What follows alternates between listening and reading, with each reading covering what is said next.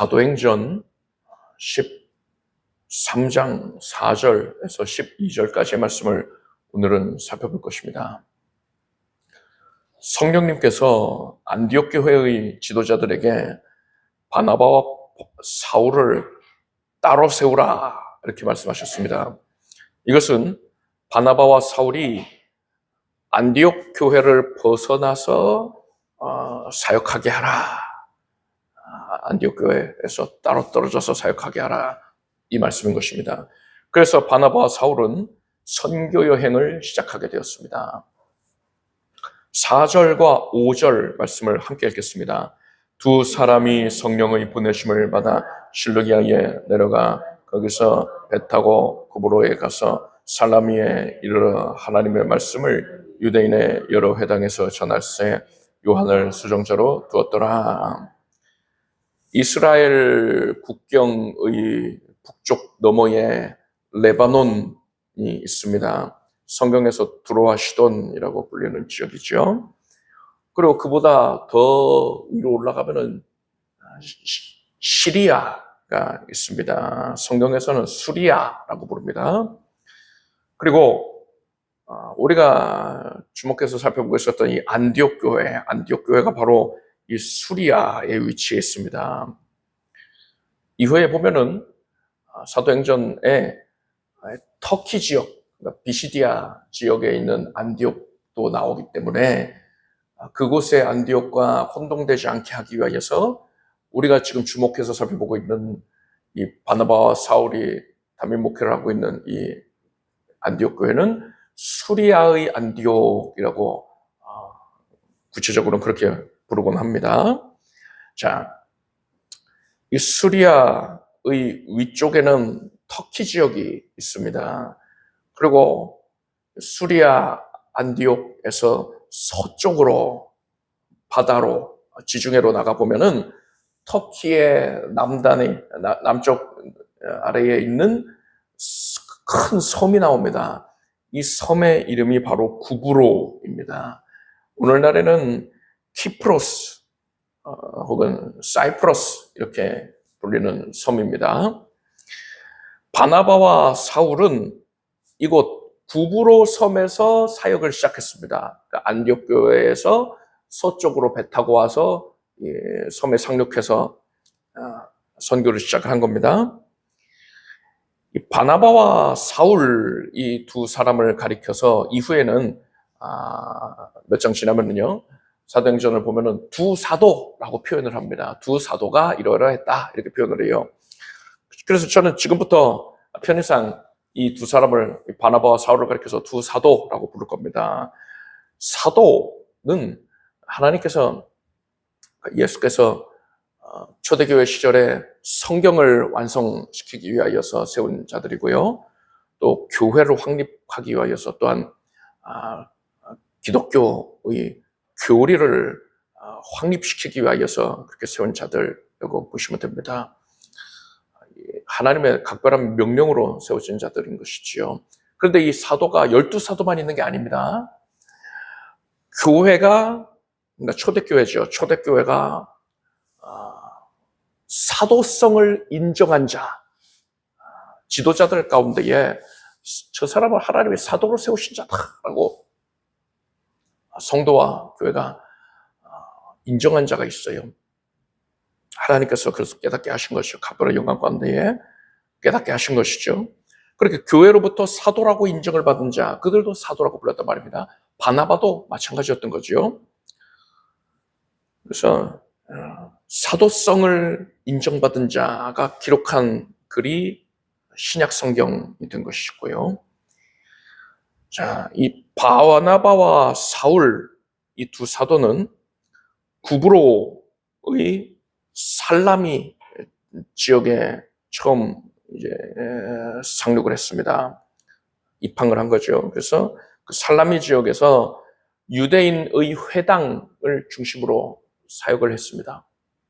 유대인들은 어느 곳에 가건 간에 회당을 세웠어요. 예배 처소를 세웠단 말입니다. 이 두 사도가 유대인의 여러 회당을 방문하면서 선교를 했던 것입니다. 이때에 이 두 사도는 요한을 수종자로 두었다라고 나와 있어요. 요한은 유대식 이름입니다. 그의 로마식 이름은 마가였습니다. 그래서 흔히 마가 요한, 마가라 하는 요한 이렇게 부릅니다.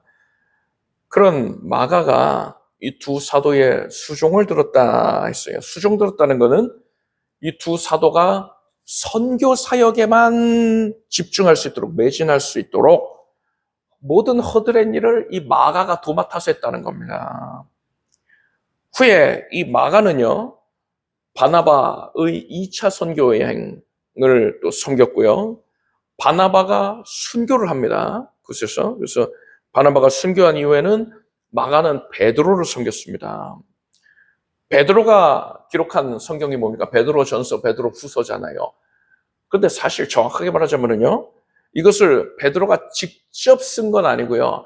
베드로가 수종 들고 있는 마가에게 말한 것을 마가가 기록을 한 것이다 라고 보면 되는 겁니다. 마가가 이 베드로의 마음에 얼마나 합당하게 잘 섬겼던지 베드로는 이 마가에 대해서 내 아들이다 이렇게 말하기도 했습니다. 마가는 소위 부잣집 도련님이었습니다. 그래서 마가는요, 어려운 일이 있으면은 하인들에게 시켰을 거예요. 그걸 왜 내가 해? 하인들이 하면 되는데. 이렇게 생각하기 당연했을 것입니다. 항상 풍족한 가운데 고생을 모르고 살았던 거예요. 그런데 이런 부잣집 도련님이었던 마가가 뭐가 아쉬워서 이렇게 지금 두 사도의 허드렛 일을 감당하고 있는 겁니까? 그리고 마가가 섬기는 일을 그토록 잘했다고 했잖아요. 아니 그 부잣집 도련님이 뭐 손에 물 한 방울 안 마신 것 같은 사람이, 고생도 못 해봤던 것 같은 사람이 어떻게 그렇게 섬기는 역할을 잘 감당할 수 있었던 것입니까? 여기에는 그의 어머니의 역할이 컸다고 볼 수 있습니다. 마가의 어머니의 이름은 마리아입니다. 성경에 보면 마리아라는 이름을 가진 여인들이 많이 나옵니다. 이 마리아는 큰 집을 소유하고 있었습니다. 이 집의 소유자가, 그러니까 주인이 이 마리아였다라고 한 것을 볼 때에 남편과는 일찍 사별했던 것으로 보입니다. 마리아는 예수님께서 제자들과 최후의 만찬을 하실 때에 자신의 집의 다락방을 기꺼이 내어드렸습니다. 그곳에서 만찬을 하시게끔 내어드렸어요.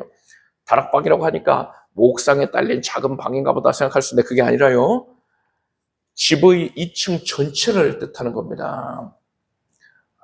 넓은 집이었으니까 2층도 굉장히 넓었던 거예요. 그리고 이 마리아는 예수님의 제자들과 또 초대교회 성도들의 모임과 예배의 장소로서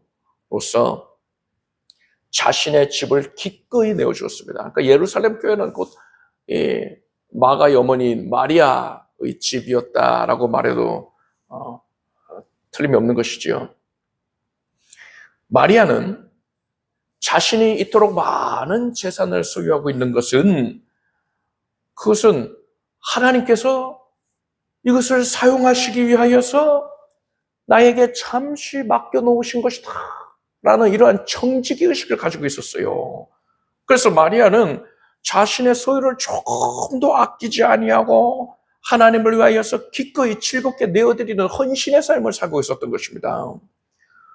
모든 것이 다 하나님의 것이니까 마리아는 자기가 내어드린 것, 교회에 헌신한 것, 이것에 대해서 자기 공로를 조금도 내세우려고 하지 않았습니다. 그건 정직이에 합당한 모습이 아니었기 때문이지요. 그녀의 아들 마가가 어머니의 이런 모습을 보고 자랐던 겁니다. 그래서 마가는 하나님께 헌신하는 삶이 얼마나 중요한지, 그것이 참으로 사람된 본분이라는 것을 깨달았습니다.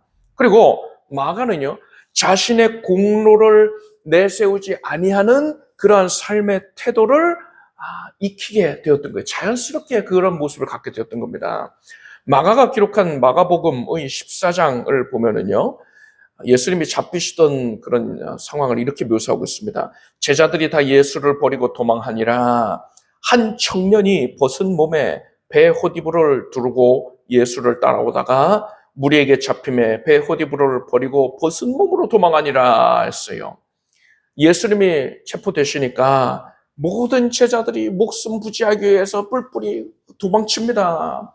그런데 한 청년은 아마도 자다가 무슨 일이야 하고 일어났던 것 같아요. 그래서 옷도 다 챙겨 입지 못하고요, 이불을 두르고서 밖에 나와본 것 같습니다. 웅성웅성 되니까 밖에 나와본 거예요. 그리고서는 예수님을 체포해서 끌고 가는 군병들을 따라갔던 겁니다. 이불을 두른 채로 좀 멀찍이 따라갔겠지요. 따라가다가 이 청년이 발각이 된 거예요. 그래서 군병들이 그 이불을 붙잡았던 겁니다. 그러니까 이 청년이 겁을 집어먹고서는 도망을 칩니다. 이불을 버려두고 알몸으로, 벗은 몸으로 도망을 쳤다는 거예요. 이 청년이 누구냐? 마가입니다. 마가는 여러분, 지금 방금 읽은 우리가 이 내용을 볼 때 참 수치스러운 기록이잖아요. 그런데 마가는요, 자신이 기록하고 있는 이 마가복음에서 사람들한테 인정받기 위해서 자기 이름을 낼 수도 있었고요, 자신이 겪은 것을 미화해서, 그러니까 잘 포장해서 기록을 할 수도 있었습니다. 뭐 거짓으로 기록한다 이런 게 아니라요, 사실을 말하는데 아다르고 어다르잖아요. 그러니까 얼마든지 자기를 포장해서 기록할 수 있었어요. 좋은 방향으로 부각할 수 있었습니다. 예를 들어서 모든 제자들이 다 예수를 버리고 도망을 쳤다. 그렇지만 어리디 어린 청년이었던 마가만큼은 예수님을 따르다가 그 군병의 무리에게 붙잡혀서 고초를 당하기도 했다. 이런 식으로 얼마든지 기록할 수 있었던 거예요. 거짓말이 아닌 거잖아요. 그러면 성경을 읽는 성도들, 특히나 그 당시에 초대교회의 성도들은요, 역시 마가님은 대단해. 그 제자들보다도 훨씬 낫구나. 이렇게 마가를 추앙하고 인정하지 않았겠습니까? 그런데 마가는 그러지를 않았다는 거예요. 마가는 자신을 철저하게 숨겼습니다. 자기 이름도 안 냈잖아요. 그냥 청년, 어린 청년으로만 나와 있지 않습니까? 오직 예수님만 주목받으시게 하였단 말이죠. 예수께서는 누구든지 자기를 높이는 자는 낮아지고 누구든지 자기를 낮추는 자는 높아지리라 하셨습니다. 마가는 많은 재물을 가지고 있었으니 자신이 원한다면 얼마든지 자신을 높일 수 있었어요. 또 다른 사람 위에 군림할 수도 있었습니다.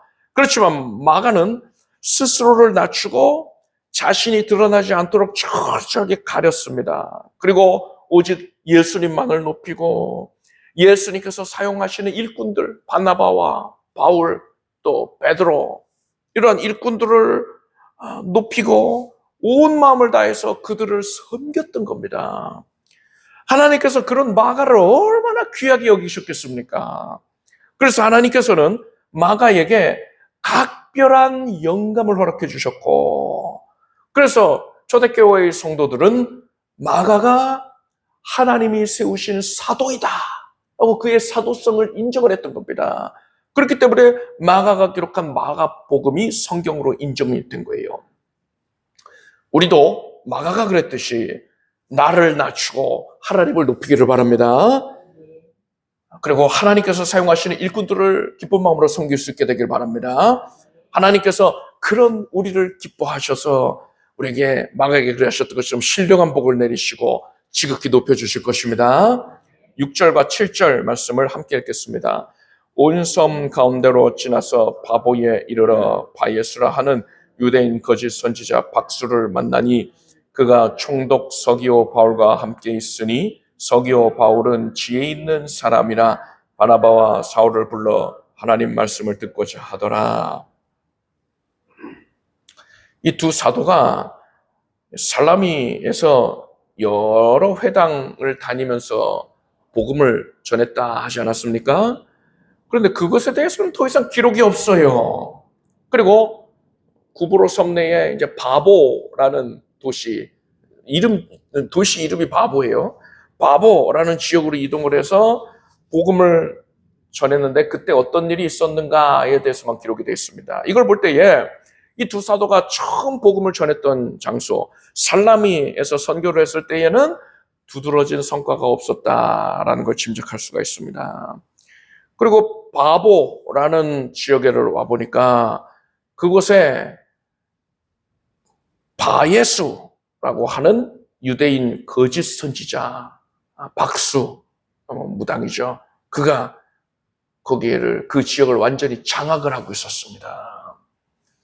그 거짓 선지자는 그곳의 총독인 서기오 바울에게 붙어 있었어요. 그래서 그 서기오 바울에게 계속 그릇된 내용을 주입을 시키고 있는 겁니다. 그래서 이러한 영적인 상황은요, 이 두 사도가 그곳에서 선교 활동을 하는 데 있어서 대단히 불리한 상황이었다라고 말할 수 있지요. 그런데 이 총독인 서기오 바울은 지혜 있는 사람이었습니다. 하나님께서 그에게 각별히 깨닫는 마음을 내려주셨던 거예요. 진리를 갈구하는 마음, 진리를 발견하고 기뻐하는 마음, 진리를 깊이 탐구하고자 하는 마음을 그에게 하나님이 직접 내려주셨단 말입니다. 그래서 그는 이 두 사도를 초청을 해서 하나님의 말씀을 듣고자 하였습니다. 여러분, 그 지역의 총독이 복음에 감화가 되면 그곳에서 이 두 사도가 복음을 전하는 데에 큰 도움이 되지 않겠습니까? 따라서 이것은 두 사도에게는 선교 사역에 크게 탄력을 받을 수도 있는 대단히 유리한 상황이 전개가 된 것이다 라고 볼 수 있는 겁니다. 여러분, 이것을 보십시오. 이 두 사도가 구브로 섬에서 처음 복음을 전했던 살라미, 그곳에서 여러 회당을 다니면서 한두 군데도 아니에요. 여러 회당 다니면서 복음 전했는데도 아무런 성과가 없었단 말입니다. 그때에 이 두 사도가 만약에 낙담하고 포기해서 안디옥교로 돌아가 버렸다면 어떻게 됐겠습니까? 그리고 또 바보의 당도에 보니까는 거짓 선지자가 그것을 꽉 잡고 있어서 총독에게도 그릇된 내용을 주입시키고 있어서 복음을 전할 때에 큰 어려움을 겪게 된 이 사실로 인해서 이 두 사도가 낙담했다면, 그래서 돌아가 버렸다면 어떻게 됐겠습니까? 그랬다면 하나님께서 구원하시기로 작정하셨던 이 서기오 바울, 총독 서기오 바울을 만날 수 없었을 것입니다.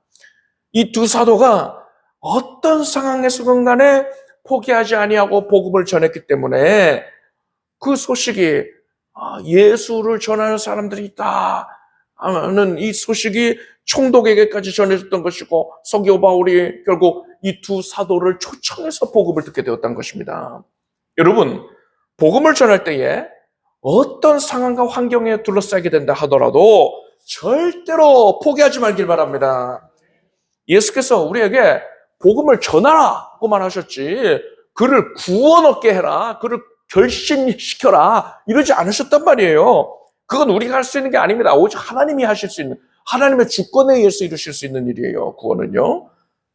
우리는 전하기만 하면 됩니다. 따라서 우리가 전하기만 하면 하나님의 입장에서는 그 모습을 보시고 우리가 지극한 성공을 누렸다, 복음 전도에 성공하였다라고 인정을 하여 주신다는 이 사실을 깨달았기를 바랍니다.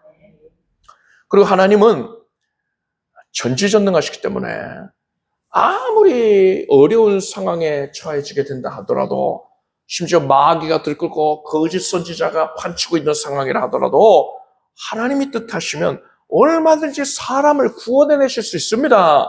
그건 전적으로 하나님의 주권에 달려있는 일이지 상황과 환경은 개입할 여지가 없는 거예요. 따라서 우리는 어떤 상황에도 절대로 포기하지 말고 복음을 전해야 됩니다. 우리가 선을 행하되 낙심하지 말지니 피곤하지 않으면 때가 이름에 거두리라 했습니다. 어떤 상황에서가 절대로 포기하지 말고 복음을 전하여서 하나님께서 허락하시는 결실을 풍족히 맺게 되길 바랍니다. 8절에서 12절까지를 함께 읽겠습니다. 이 박수 엘루마는 이 이름을 번역하면 박수라 저희를 대적하여 총독으로 믿지 못하게 힘쓰니 바울이라고 하는 사울이 성령에 충만하여 그를 주목하고 가로되 모든 괴계와 악행이 가득한 자요 마귀의 자식이요 모든 의의 원수여 주의 바른 길을 굽게 하기를 그치지 아니하겠느냐. 보라 이제 주의 손이 내 위에 있으니 내가 소경이 되어 얼마 동안 해를 보지 못하리라 하니 즉시 안개와 어두움이 그를 덮어 인도할 사람을 두루 구하는지라. 이에 총독이 그렇게 된 것을 보고 믿으며 주의 가르치심을 기이 여기니라. 두 사도가 총독에게 복음을 전하였더니 이 거짓 선지자가 총독 곁에서 총독이 복음을 믿지 못하게 하려고 가장 노력을 다했습니다. 아마도 두 사도를 비방했겠죠. 그리고 이 두 사도가 전하고 있는 예수, 그 예수라는 자는 로마의 반역자로 처형된 자다 하면서 그런 자를 섬기는 게 말이 되냐? 이런 식으로 아마 모함을 했을 것으로 보입니다. 이때 바울이라고 하는 사울이 성령 충만해서 그를 꾸짖었습니다. 네가 소경이 되어 얼마 동안 해를 보지 못하리라 외쳤더니 그 즉시로 그 거짓 선지자가 소경이 돼서 앞을 보지 못하게 되었습니다. 총독 서기오 바울은 그 모습을 보고는 이 두 사도가 전하는 복음을 더욱더 진지하게 받아들이게 되었습니다.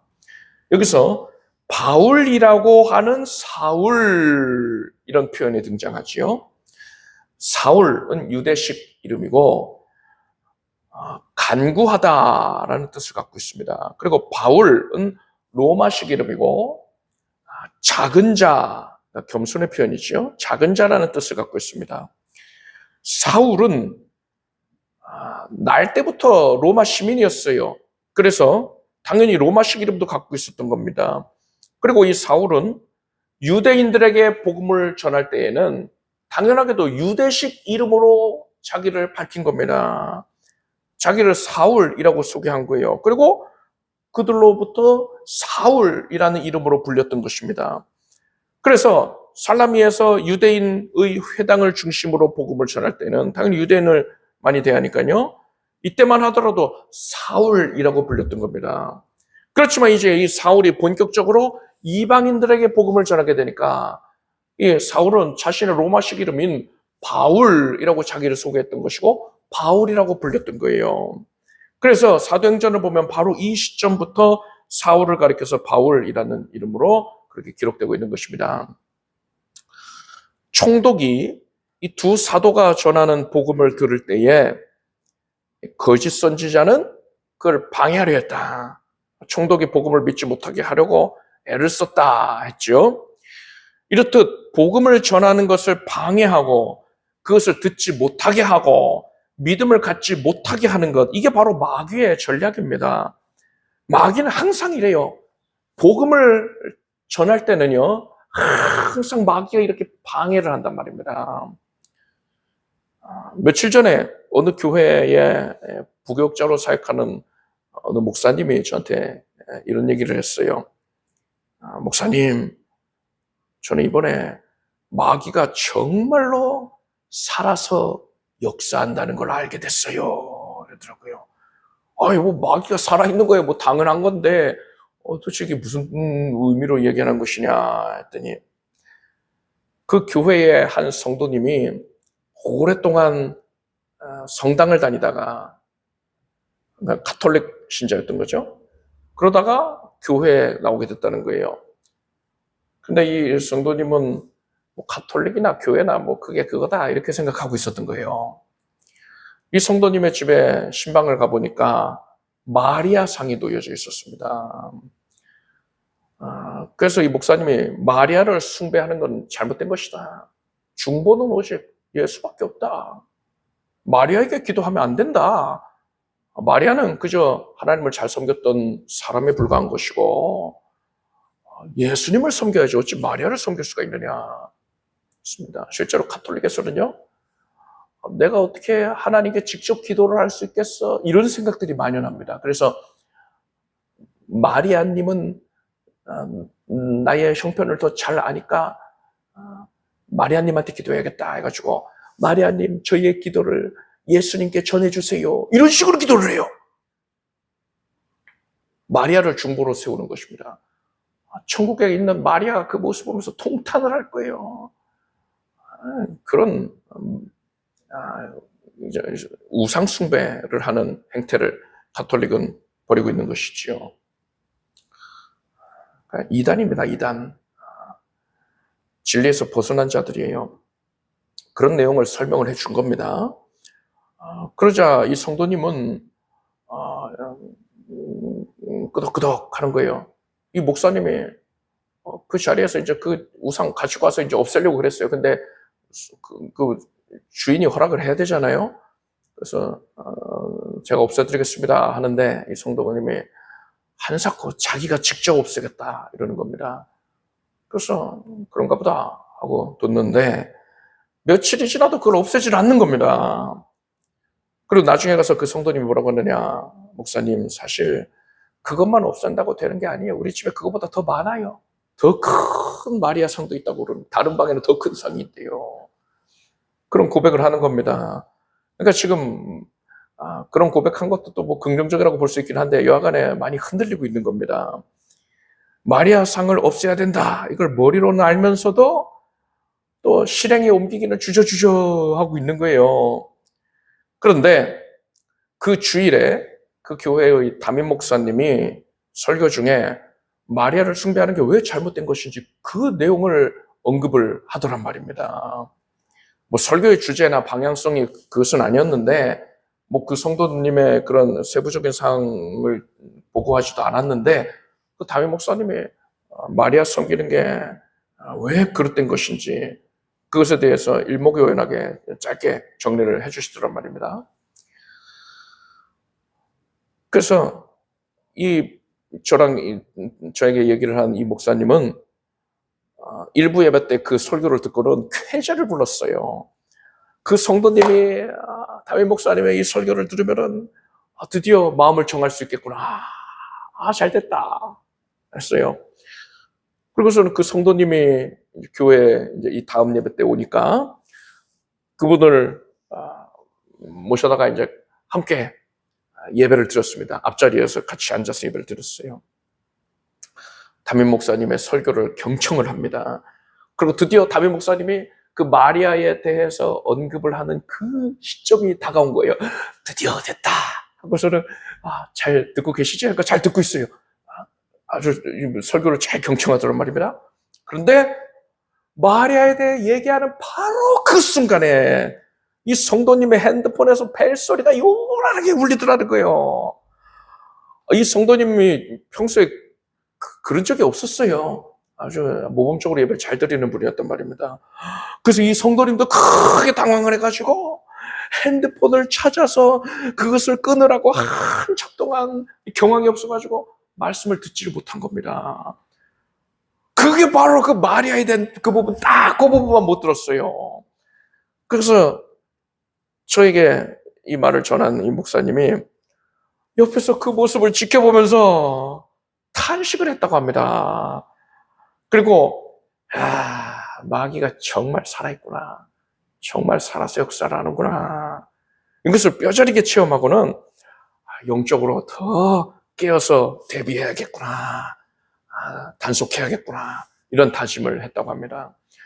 지금 이 시간에 우리는 하나님의 말씀, 복음의 말씀에 귀를 기울이고 있습니다. 여러분, 이것은 절대로 그냥 이루어진 게 아니에요. 거저 이루어진 것도 아닙니다. 지금 이 시간에 우리가 예배하는 바로 이곳에서 영적 전투가 치열하게 벌어지고 있다는 사실 여러분 아시길 바랍니다.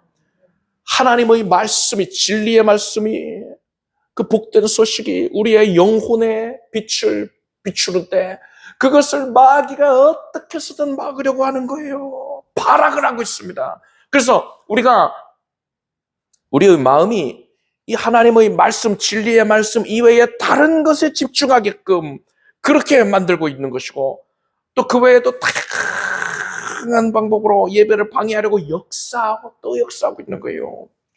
그리고 하나님의 군대, 천군과 천사들은 우리가 오직 이 하나님의 말씀에만 집중하게 하기 위하여서 마귀의 군대와 치열하게 맞서서 싸우고 있단 말입니다. 그런 치열한 싸움의 현장 가운데 우리가 서 있는 거예요. 여러분, 이 사실을 알고 깨어있기를 바랍니다. 복음을 전하는 어느 곳에서건 그러한 치열한 싸움이 전개가 됩니다.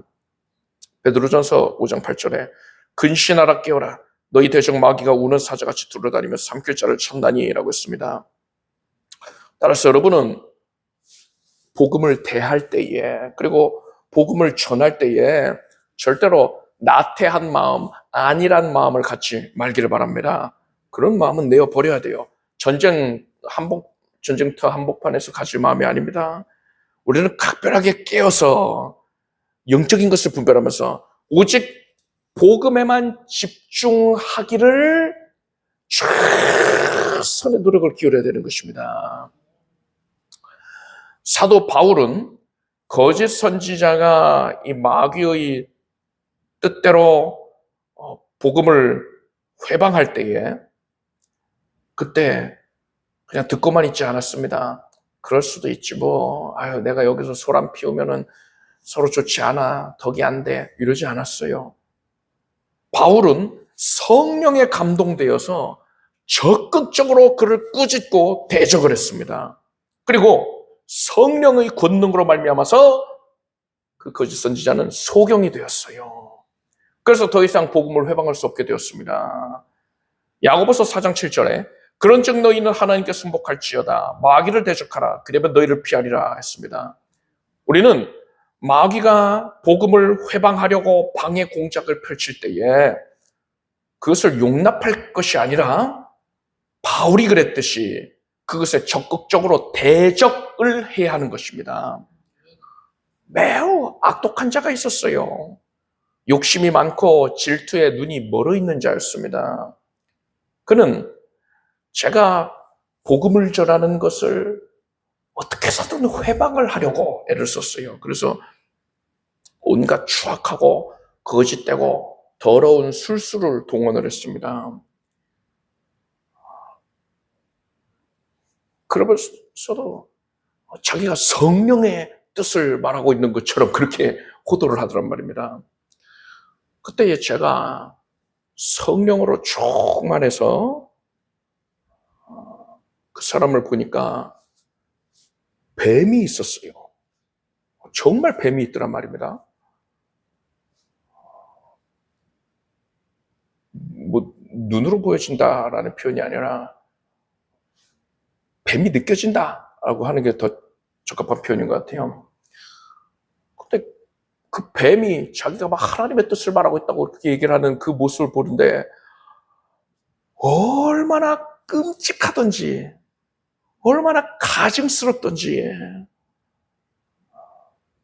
그래서 제가 그에게 당신의 배후에 다른 영이 있다 했어요. 딱 그 한마디 했습니다.